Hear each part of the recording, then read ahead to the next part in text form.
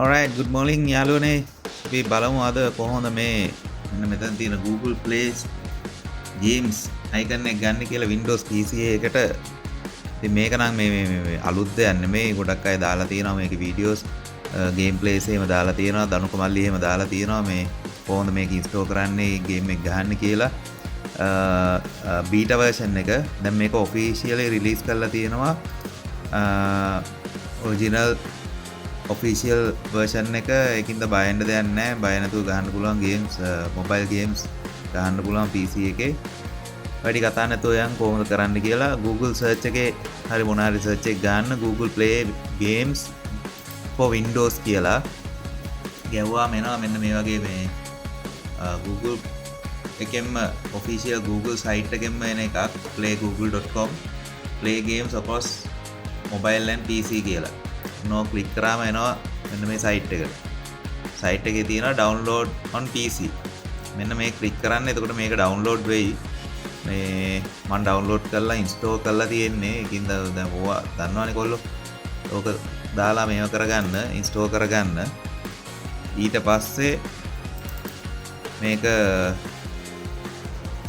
installation එක ඕගොල්ලන්ට වෙනස් කරන්න බෑ. C drive එකේම තමයි මේක install වෙන්නේ. ඒක දැනට වෙනස් කරන්න බෑ. වෙන hard එකකට දාන්න මොකක්වත් කරන්න බෑ. lock වෙලා තියෙන්නේ.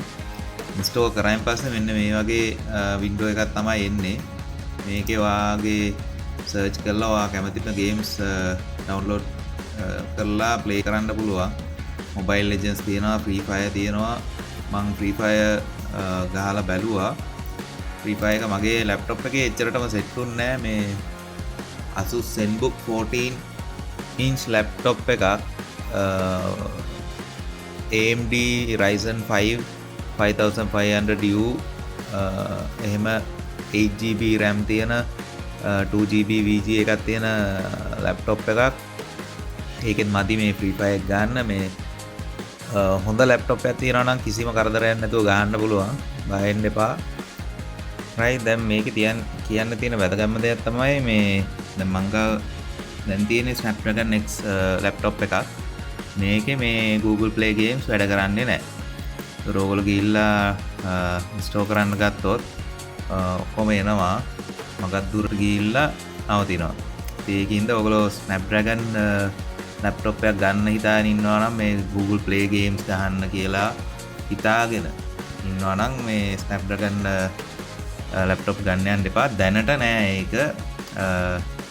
වෙන වැඩවලට ගන්න, office වැඩවලට, ඒ වගේ වැඩවලට හොඳයි.